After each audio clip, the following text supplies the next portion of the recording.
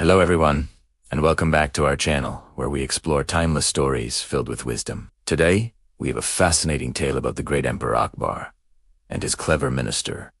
One day, Emperor Akbar posed a challenge to his court. He asked three profound questions. First, what exists today and will also exist tomorrow? Second, what exists today but will not exist tomorrow? And third, what does not exist today but will exist tomorrow? He promised a handsome reward for the correct answers, complete with examples. The entire court was stumped, lost in thought, but no one could provide a satisfactory answer. Of course, the brilliant Birbal stepped forward. "Your Majesty," he said with a respectful bow, "I can answer your questions. However, to truly understand the answers, you must accompany me on a tour of the city."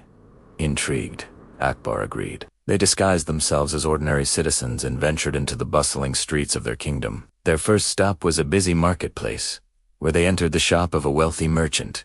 Birbal, in his disguise, approached the shopkeeper. "Good sir," he began, "we are collecting funds to build a school for underprivileged children. Would you be willing to donate 1,000 rupees for this noble cause?" The merchant, a kind-hearted man, immediately instructed his accountant to hand over the money. But just as the accountant was about to do so, Birbal added a strange condition. "For every rupee you give," Birbal declared, "I must strike you once on the head with my shoe. So, for 1,000 rupees, that will be 1,000 strikes. Are you still willing to donate?" The merchant's servant was outraged and ready to throw them out, but the shopkeeper calmly stopped him. He looked at Birbal and said, "I am ready. My only condition is that you give me your word. This money will be used for the school, as you say. With that." He humbly bowed his head, ready to endure the humiliation for a greater good. Seeing this, Birbal and Akbar quietly left the shop without taking the money or hitting the man. As they walked away, Akbar was puzzled. Birbal broke the silence. "Your Majesty, you have the answer to your first question. That merchant has wealth today. He also has the noble intention to use it for good deeds, which will earn him fame and respect that will last beyond his lifetime. His good karma will secure him a place in the afterlife. In essence, what he has today, both wealth and virtue, he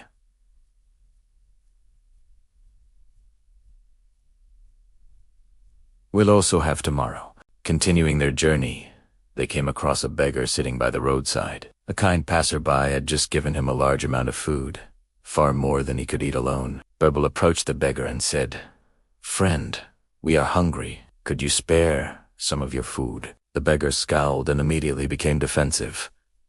"Get away from me," he shouted. "Go find your own food. Don't ask for mine." Birbal turned to Akbar.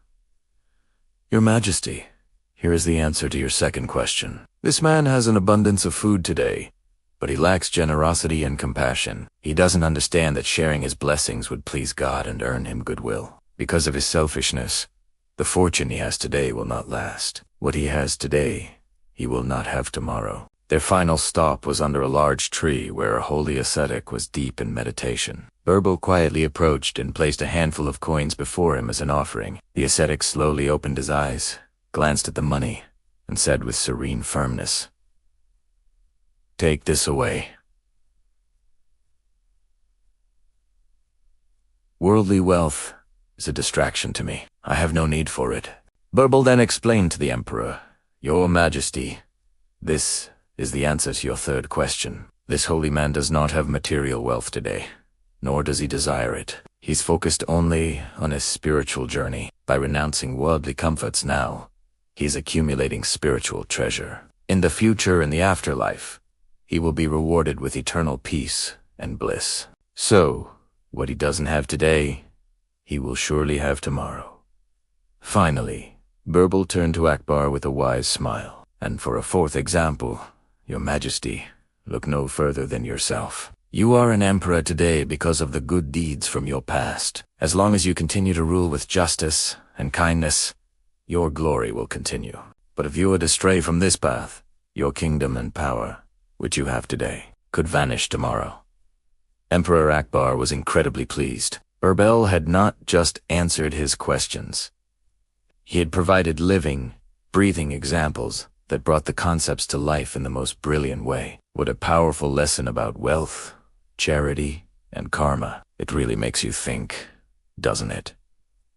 If you enjoyed this story, please give this video a thumbs up, and don't forget to subscribe for more tales of wisdom. Thank you for watching, and we'll see you in the next video.